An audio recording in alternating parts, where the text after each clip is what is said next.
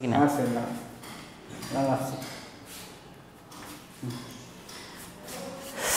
আমি অখিল চন্দ্র মণ্ডল,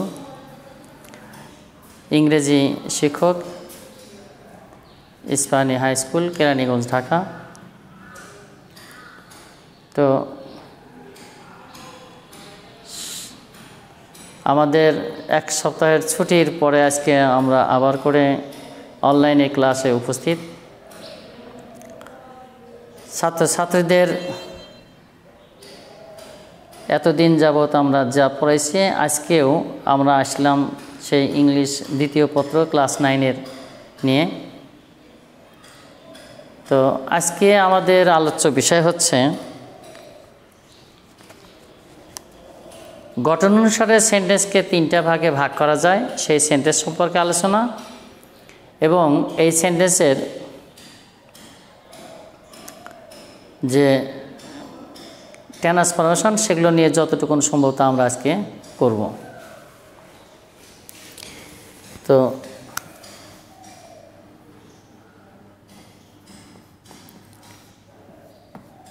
গঠন অনুসারে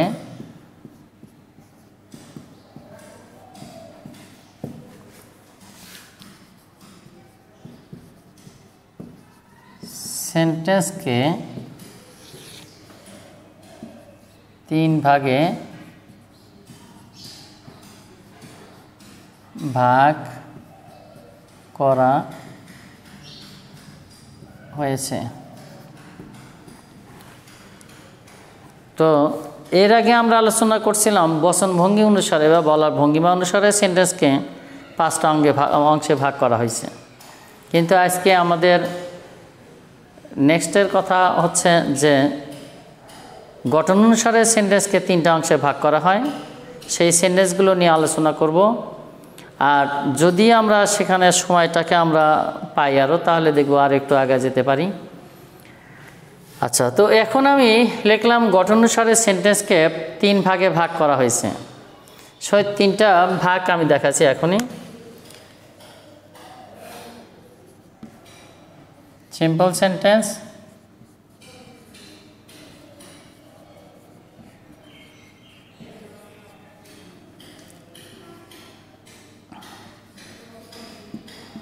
কম্পাউন্ড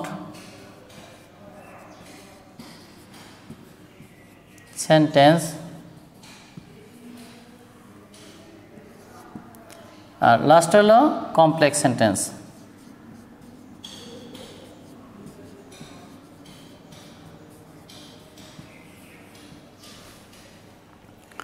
তো 3টা সেন্টেন্সের নাম আমরা এখন দেখলাম। সেই 3টা সেন্টেন্সের প্রথমটা আমরা লিখছি হচ্ছে সিম্পল সেন্টেন্স, দ্বিতীয়টা লিখলাম হলো কম্পাউন্ড, আর তৃতীয়টাতে আমরা লিখলাম হলো কমপ্লেক্স সেন্টেন্স। এই 3টা সেন্টেন্স এখন আমরা জানব যে এই 3টা সেন্টেন্সেই পরিস্থিতিগুলো কী কী বা কীভাবে আমরা চিনতে পারি, how can we identify the sentence, সেটা আমরা দেখব।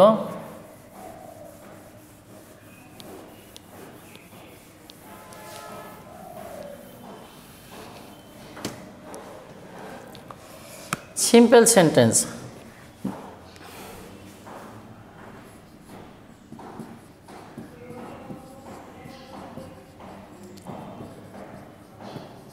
সিম্পল সেন্টেন্স আমরা জানি যে সেন্টেন্সে একটা মাত্র সাবজেক্ট আর একটা মাত্র ফিনিট ভার্ব থাকে সেই সেন্টেন্সটাকে বলা হয় সিম্পল সেন্টেন্স। বলছিলাম যে সিম্পল সেন্টেন্স কাকে বলে, তা আমি এখানে কথাটা বললাম যে সেন্টেন্সে একটা মাত্র সাবজেক্ট এবং একটা মাত্র ফিনিট ভার্ব থাকে সেই সেন্টেন্সটার নামকরণ করা হবে সিম্পল সেন্টেন্স।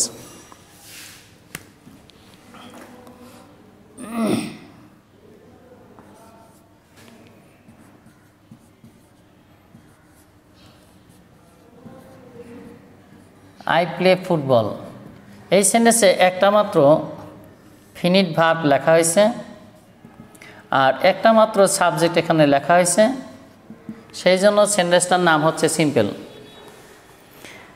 তো ডেফিনেশনটা কিছুক্ষণ আগে আমি বলছিলাম যে সেন্টেন্সে একটা মাত্র সাবজেক্ট এবং একটা মাত্র ফিনিট ভার্ব থাকে সেই সেন্টেন্সটার নাম হচ্ছে সিম্পল সেন্টেন্স।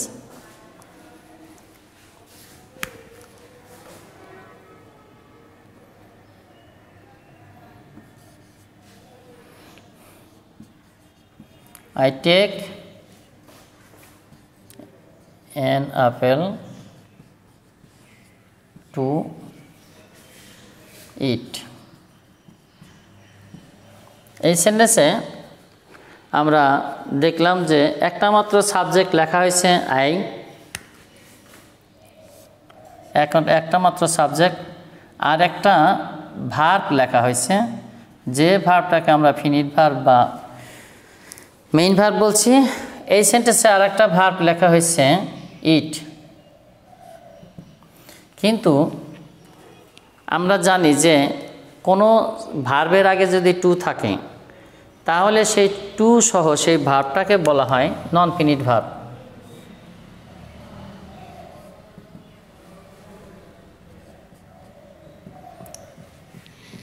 তো একাধিক ভার্ব থাকতে পারে, কিন্তু কোনো সেন্টেন্সে একাধিক ভার্ব থাকতে পারে, কিন্তু সেই ভার্বগুলো ফিনিট ভার্ব হবে না। যদি সাবজেক্টের ঠিক পরেই কোনো ভার্ব ব্যবহার করা হয় তাহলে সেই সেন্টেন্সটাকেই বলা হবে সিম্পল সেন্টেন্স। আর ওই সেন্টেন্সে আরও ভার্ব থাকলে সেই ভার্বগুলোর আগে যদি টু থাকে তাহলে নন ফিনিট। কিন্তু এই সেন্টেন্সগুলোকে আরও অন্যভাবে আমরা পেতে পারি, যেমন হলো আই টেক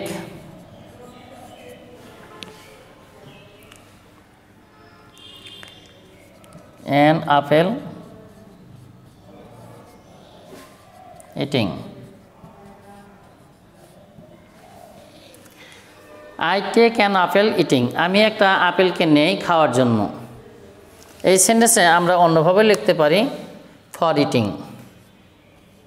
এটাও যদি আমরা লিখি তাহলেও এখানে ভুল হওয়ার কোনো সম্ভাবনা নাই, কারণ আমাদের আরেকটা কথা আছে যে রাইট ফর্ম ভার্বের ক্ষেত্রে সাবজেক্টের পরে ভার্ব, ভার্বের পরে যদি অবজেক্ট আসে, অবজেক্টের পরে যদি কোনো ভার্ব আসে তাহলে সেই ভার্বের সাথে আমরা আইএনজি করতে পারি। তো এই সেন্টেন্সেও দেখা গেল যে সাবজেক্টের পরে মেইন ভার্ব লেখা হয়েছে টেক, তারপরে অ্যান আপেল লেখা হয়েছে অবজেক্ট, তারপরে ভার্বের সাথে সরাসরি আমরা আইএনজি করে দিছি। এই সেন্টেন্সটাও সিম্পল সেন্টেন্সই লেখা হয়েছে। তো আমরা তিনটাভাবেই দেখলাম যে প্রথমত দেখছি সাবজেক্টের পরেই একটা ভার্ব লেখা আছে, এই সেন্টেন্সে আর কোনো ভার্ব নাই, সেহেতু সেন্টেন্সটা সিম্পল সেন্টেন্স। দ্বিতীয়ত লিখলাম হচ্ছে I take an apple to eat. এই সেন্টেন্সে দুইটা ভার্ব লেখা হয়েছে, কিন্তু প্রথম ভার্বটা ফিনিট ভার্ব আর দ্বিতীয়টাকে নন ফিনিট করা হয়েছে, কারণ দ্বিতীয় ভার্বের আগে একটা টু ব্যবহার করা হয়েছে, সেহেতু এই ভার্বটা নন ফিনিট ভার্ব বলা হয়। আর লাস্ট অফ অল যে এক্সাম্পলটা দেওয়া হয়েছে I take an apple eating, আমি একটা আপেল নেই খাবার জন্য। তো এই সেন্টেন্সের সাবজেক্টের ঠিক পরেই ভার্ব লেখা হয়েছে টেক, তারপরে অ্যান আপেল অবজেক্ট লেখা হয়েছে, তারপরে একটা ভার্ব লেখা হয়েছে পার্টিসিপল করে, ভার্বের সাথে আইএনজি করে দেওয়া হয়েছে। অতএব এই সেন্টেন্সে একটা মাত্র ভার্ব এবং একটা মাত্র সাবজেক্ট লেখা হয়েছে, সেহেতু এটাও সিম্পল সেন্টেন্সে হয়েছে।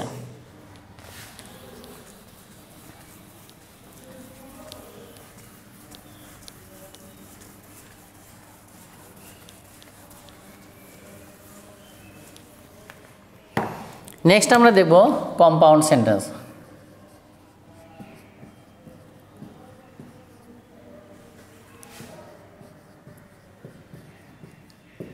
কম্পাউন্ড সেন্টেন্স আমাদের জানা আছে যে সেন্টেন্সগুলো and, or, but, yet, so এই শব্দগুলো বা কনজাংশনগুলো দ্বারা যদি একাধিক সেন্টেন্সকে বা একাধিক খণ্ডবাক্যকে যুক্ত করা হয় তাহলে সেই সেন্টেন্সগুলোকে বলা হবে কম্পাউন্ড সেন্টেন্স। কথাটা আমি আবারও বলছি, এখানে আমরা লিখছি হচ্ছে কম্পাউন্ড সেন্টেন্স। তো কম্পাউন্ড সেন্টেন্সটা কীভাবে হয় সেটাও আমি বললাম, তবু আবার করে বলছি যে একাধিক সেন্টেন্স বা একের বেশি বা দুইটা সেন্টেন্সকে and, or, but, yet, so এই কনজাংশনগুলো দ্বারা যুক্ত করা হলে সেই সেন্টেন্সগুলোকে বলা হবে কম্পাউন্ড সেন্টেন্স।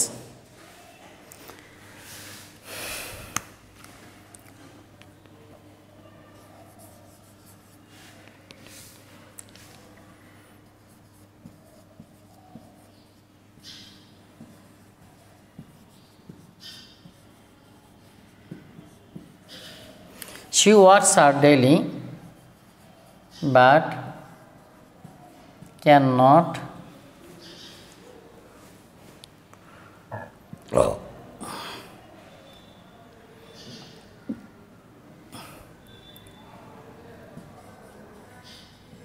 মেইনটেইন হার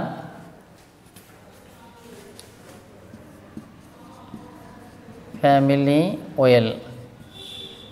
এখানে কথাটা বলা হয়েছে শি ওয়ার্কস হার্ড ডেইলি, সে প্রতিদিনই কঠোর পরিশ্রম করছে, বাট ক্যান নট মেইনটেইন, কিন্তু পারছে না হার ফ্যামিলি মেইনটেইন পরিচালনা করতে, হার ফ্যামিলি তার পরিবারটাকে ওয়েল ভালোভাবে পরিচালনা করতে পারছে না। এই সেন্টেন্সে আমরা দেখলাম বাট যুক্ত করা হয়েছে। আর এর ঠিক আগে একটা সেন্টেন্স লেখা হয়েছে শি ওয়ার্কস হার্ড, একটা ফুল একটা সেন্টেন্স লেখা হয়েছে, কারণ এই সেন্টেন্সের একটা সাবজেক্ট সে লেখা হয়েছে, একটা ভার্ব লেখা হয়েছে, ওয়ার্কস ফিনিট ভার্ব লেখা হয়েছে, অতএব এই সেন্টেন্সটা পূর্ণ একটা সেন্টেন্স হয়েছে। আর নেক্সট আমরা দেখলাম যে বাটের ঠিক পরেই আর একটা সেন্টেন্স লেখা হয়েছে can not maintain her family well. এখন বাটের পরে যে দেখলাম একটা মডেল অক্সিলারিজ দেওয়া হয়েছে ক্যান, তারপরে নট লেখা হয়েছে, তারপরে একটা মেইন ভার্ব লেখা হয়েছে, সেটাও ফিনিট ভার্বই লেখা হয়েছে। অতএব দুইটা সেন্টেন্স লেখা হয়েছে, দুইটা সেন্টেন্সে যদিও একটা সাবজেক্ট আছে কিন্তু দুইটা ফিনিট ভার্ব এখানে লেখা হয়েছে, এবং এখানে as a conjunction but is used to combine two sentences here. এখানে দেখা গেছে দুইটা সেন্টেন্সকে যুক্ত করার জন্য আমরা বাট দেখলাম, তো বাট দিয়ে দুইটা সেন্টেন্সকে যুক্ত করা হয়েছে, দুইটা ক্লোজকে যুক্ত করা হয়েছে, সেহেতু এটা compound sentence.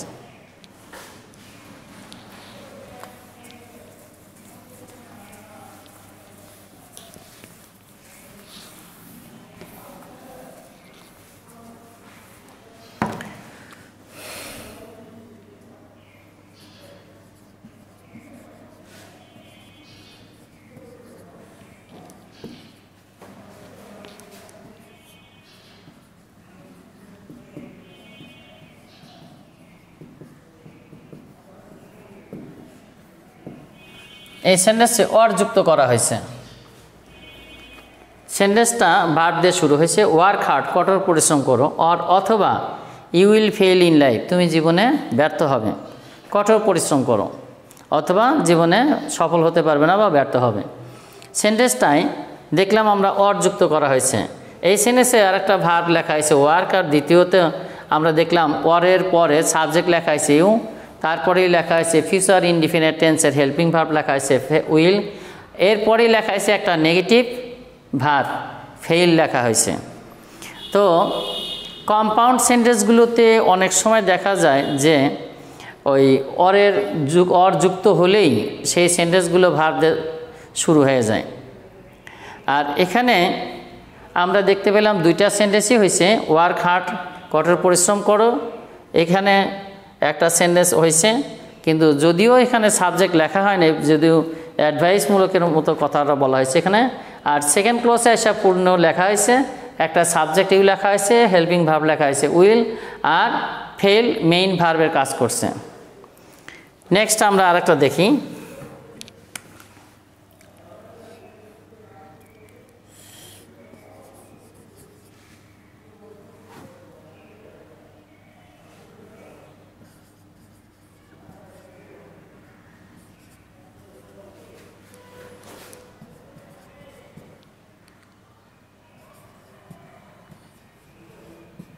she earns a lot of money and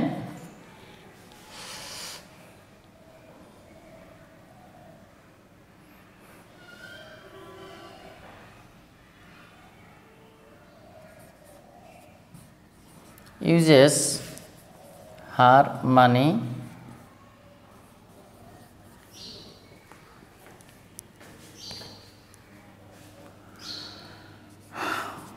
to educate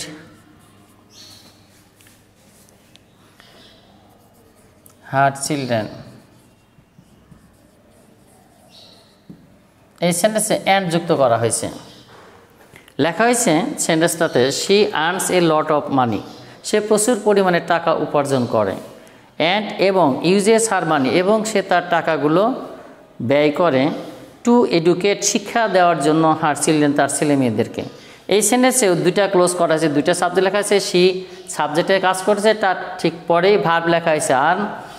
তো অ্যান্ডের আগ পর্যন্ত একটা সেন্টেন্স আমরা দেখলাম। নেক্সটে দেখলাম যে সেকেন্ড ক্লোজে এসে লেখা হয়েছে অ্যান্ড ইউজেস এবং ব্যবহার করে হার মানি তার টাকাগুলো, ইউজেস ভার্বে কাজ করছে, হার মানি তার টাকাগুলো টু এডুকেট শিক্ষা দেওয়ার জন্য, তার ছেলে মেয়েদেরকে শিক্ষা দেওয়ার জন্য সে তার টাকাগুলো ব্যয় করে। এখানে আমরা দেখলাম যে কম্পাউন্ড সেন্টেন্সে দুইটা ক্লোজ লেখা হয়েছে, she earns a lot of money, আর একটা সেন্টেন্স লেখা হয়েছে uses her money to educate her children.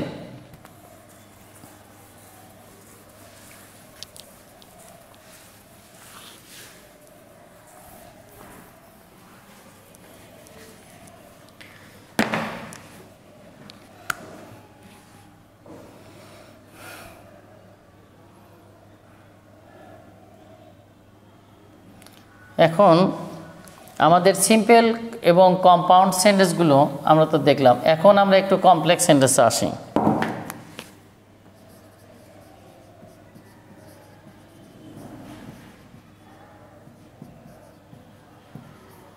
Complex sentence, তো কমপ্লেক্স সেন্টেন্সগুলোর যে পরিচিতি সেটা আমরা একটু দেখি। As, since, when, where, who, whom, which, that, if, unless, so that, so that, though, although,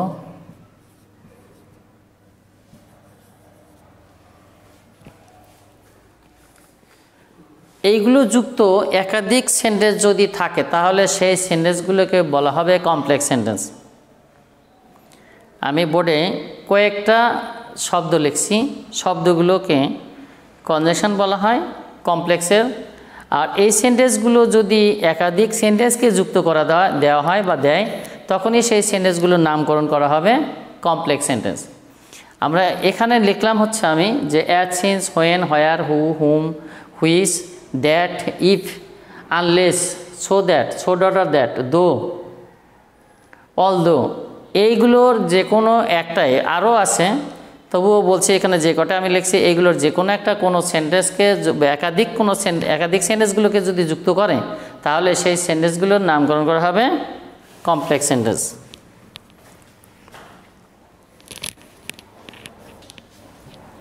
তো প্রথম আমি লিখছি অ্যাজ, সিন্স, তো অ্যাজ, সিন্সের যে কোনো একটা দিয়ে আমি এখানে দিচ্ছি অ্যাজ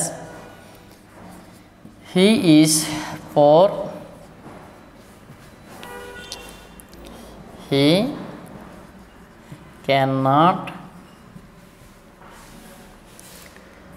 send his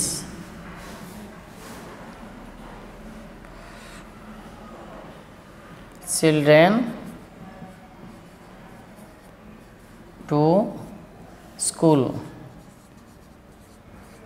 বলা হয়েছে এখানে অ্যাজ যুক্ত sentence.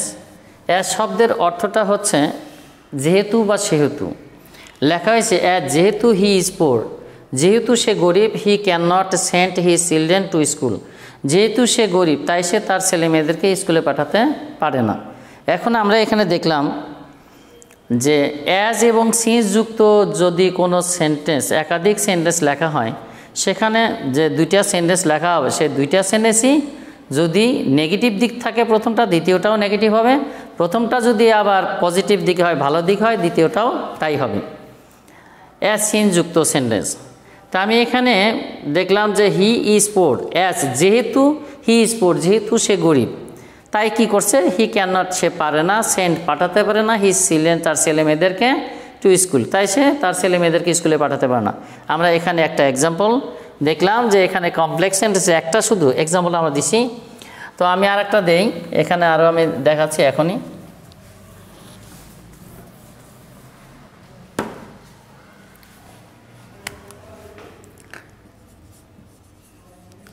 when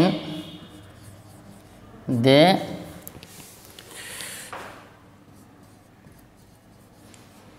played well, they won the match. এখানে লেখা আছে when যুক্ত sentence, more than one sentences is used in this sentence. Added when যুক্ত দুইটা ক্লোজ এখানে করা হয়েছে। when they played well, যখন তারা ভালো খেলছিল, they won the match, তারা ম্যাচটা জিতেছিল। এই সেন্টেন্সের কমপ্লেক্স সেন্টেন্সের আরেকটা দিক হচ্ছে যে কমপ্লেক্স সেন্টেন্সে দুইটা সেন্টেন্স তো মাস্ট থাকবেই, আবার সেখানে দুইটা সাবজেক্টও থাকবে এবং দুইটা ফিনিট ভার্বও সেখানে থাকতে হবে, তাহলে সেই সেন্টেন্সটার নামকরণ করা হবে। এবং ওই যে উপরে যে শব্দগুলো আমি লিখছি এইগুলো শব্দ অবশ্যই সেখানে ব্যবহার করা থাকবে। আর এছাড়া আরও কমপ্লেক্সের আরও কতগুলো পরিচিতি আছে যা আমি এখানে লিখিনি এখনও। তো যাই হোক, যে কয়টা লেখা আছে সেই কয়টাকে নিয়ে আমি বলছি যে এই যে শব্দগুলো লেখা হয়েছে কমপ্লেক্সের পরিচিতি হিসাবে, সেইগুলো দিয়েই একাধিক সেন্টেন্সকে যুক্ত করা হবে। আর এই সেন্টেন্সগুলোর ক্ষেত্রে সর্বক্ষণের জন্যই দেখা যাবে দুইটা সাবজেক্ট এবং দুইটা ফিনিট ভার্ব দেওয়া থাকবে। এই সেন্টেন্সে লেখা আছে when যখন, তারপরে লেখা আছে দে প্লেইড ওয়েল, এখানে দে প্লেইড ওয়েল একটা সেন্টেন্স লেখা হয়েছে। নেক্সট সেন্টেন্সটা লেখা হয়েছে দে ওন দ্য ম্যাচ, তারা খেলায় জিতেছিল, আর একটা সেন্টেন্স আমরা দেখলাম এখানে হয়েছে। তো এখানে দুইটা সেন্টেন্স লেখা হয়েছে। আরও কথা যে when যুক্ত যখনই কোনো সেন্টেন্সকে লিখবো আমরা, তখনই দেখা যায় যে দুইটা সেন্টেন্সের টেন্স একই থাকবে, আর সাবজেক্ট দুইটা একই হতে পারে, ভিন্ন সাবজেক্টও হতে পারে। কিন্তু এখানে যদি আমরা দেখছি একই সাবজেক্ট লেখা হয়েছে, same subject is used both sentences, দুইটা সেন্টেন্সেই দেখা যায় একই সেন্টেন্সই লেখা হয়েছে, when যুক্ত লেখা হয়েছে। তো এই সেন্টেন্সে when ঠিক পরে সাবজেক্ট লেখা হয়েছে দে, তারপরে মেইন ভার্বটা লেখা হয়েছে প্লেইড। দ্বিতীয় ক্লোজে দ্বিতীয় সেন্টেন্সে এসে দেখলাম যে কমার ঠিক পরে আর একটা সাবজেক্ট লেখা হয়েছে, সেম সাবজেক্ট দে, তার ঠিক পরে লেখা আছে মেইন ভার্বটা ওন লেখা আছে। আমরা আর একটাতে দেখব,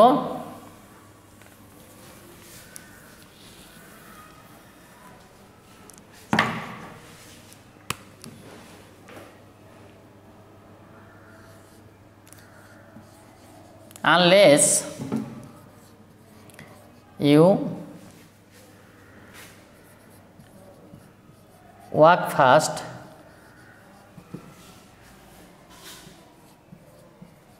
you will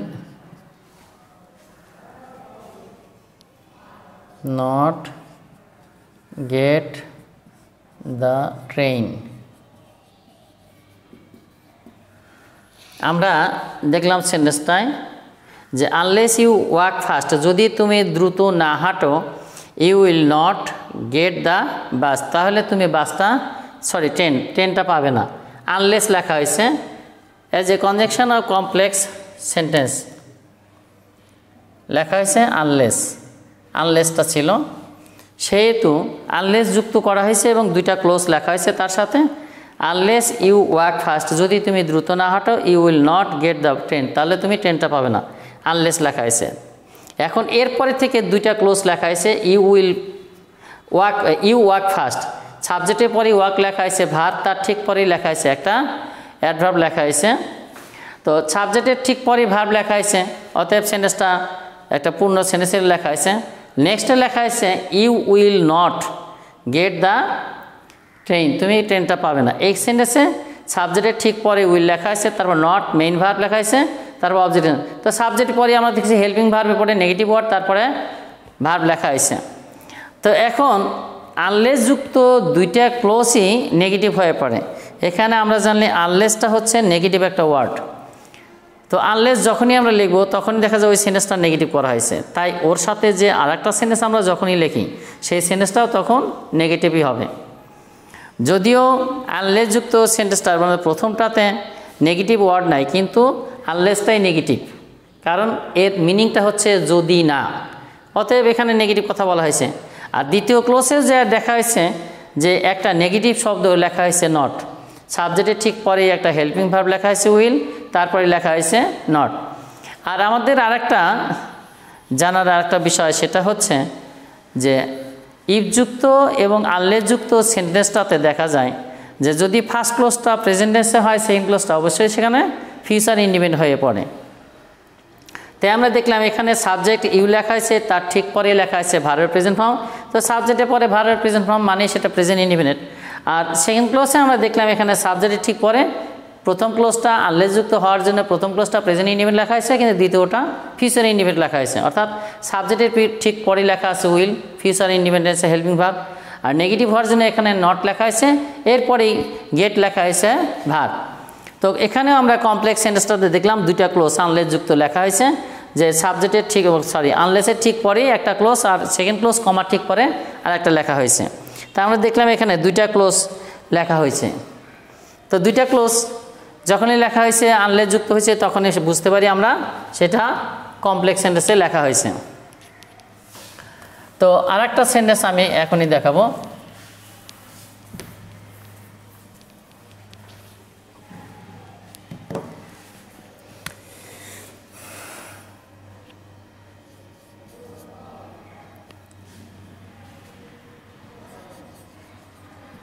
We read more daily so that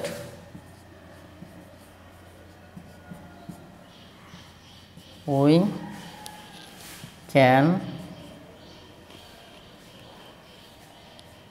make a good result. আমরা এখানে দেখলাম সো দ্যাট একটা কনজাংশন লেখা হয়েছে কমপ্লেক্সের, সো দ্যাট লেখা হয়েছে। তো এই সো দ্যাট লেখা হয়েছে এখানে দেখা যাচ্ছে দুইটা ক্লোজ যুক্ত করা হয়েছে এই সো দ্যাট দিয়ে। সো দ্যাটের ঠিক পূর্বে লেখা আছে উই রিড মোর ডেইলি, আমরা প্রতিদিন যথেষ্ট পড়ি।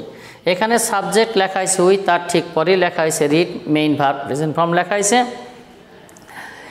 আর এরপরে লেখা হয়েছে কি সো দ্যাটটা ফার্স্ট ক্লোজ বা ফার্স্ট সেন্টেন্সটা লেখার ঠিক পরেই সো দ্যাট লেখা হয়েছে।